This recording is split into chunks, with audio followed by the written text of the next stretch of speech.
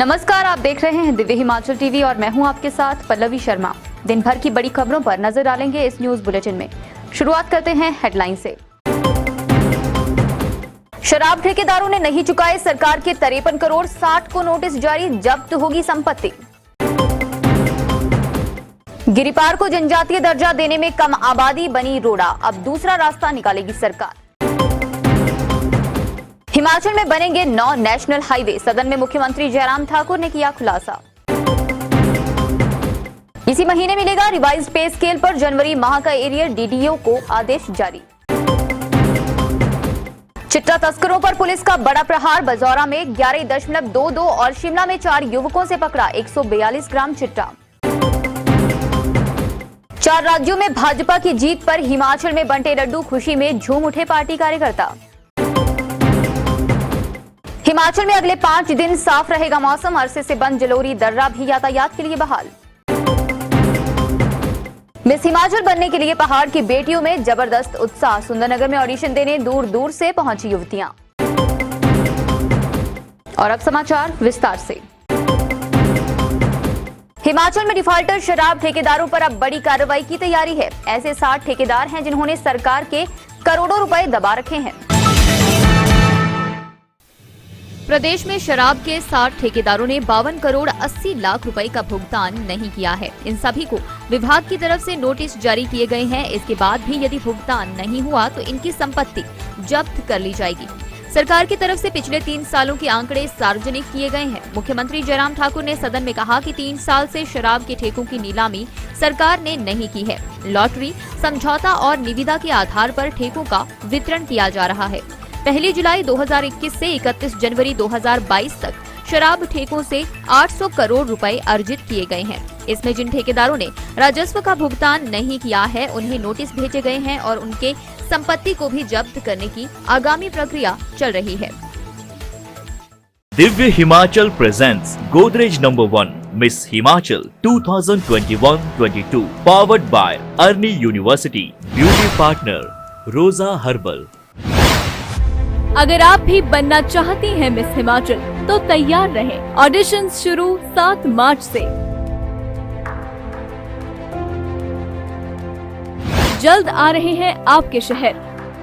अधिक जानकारी के लिए पढ़ते रहें दिव्य हिमाचल समाचार पत्र या लाइक करें मिस हिमाचल के फेसबुक पेज और फॉलो करें इंस्टाग्राम पर।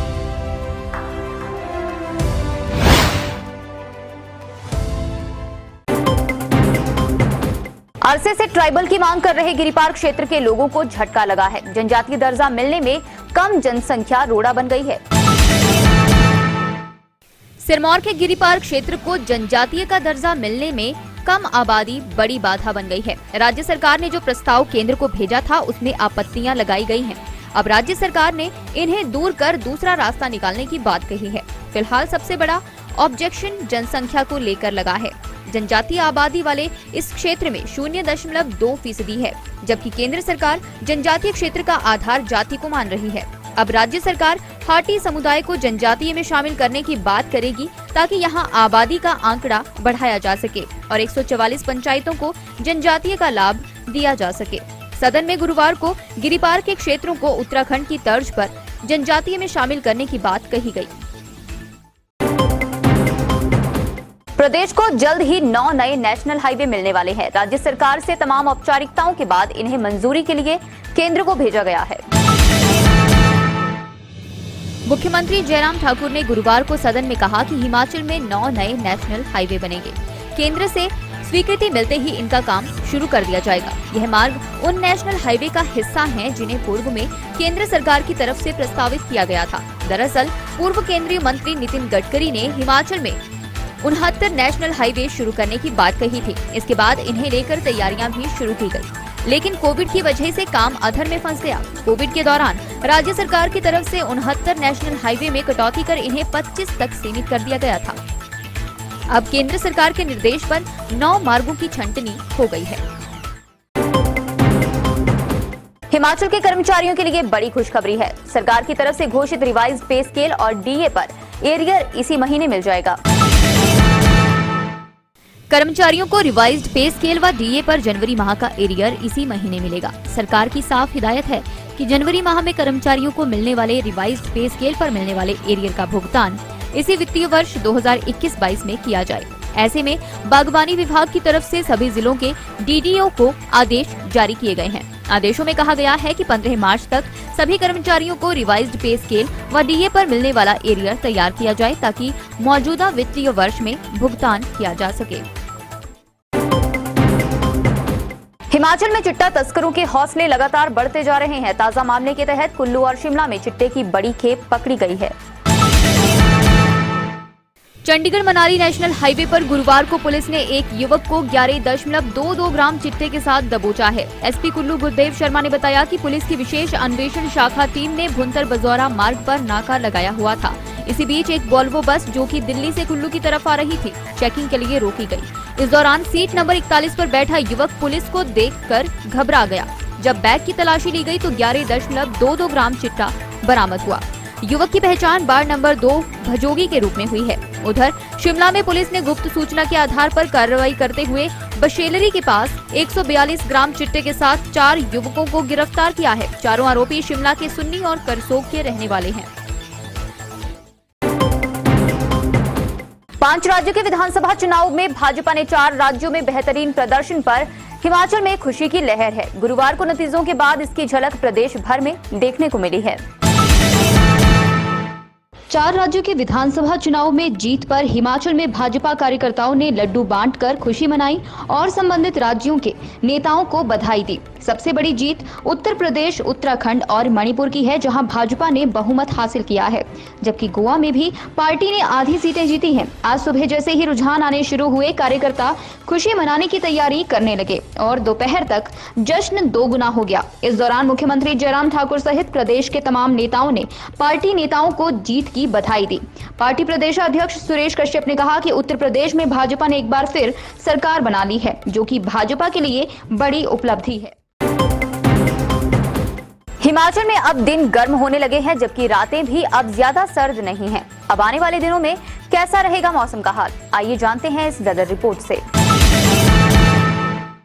हिमाचल में अगले 5 दिन तक मौसम साफ रहने के आसार हैं। मौसम विज्ञान केंद्र शिमला के अनुसार प्रदेश के सभी भागों में 14 मार्च तक मौसम साफ रहेगा। बात अगर गुरुवार की करें तो प्रदेश के अधिकतर क्षेत्रों में दिन भर धूप खिली रही, जिसके चलते तापमान में हल्का उछाल देखा गया। दूसरी तरफ कई दिनों से बंद जलोड़ी दर्रा फिर से बस सेवा के लिए बहाल हो गया है।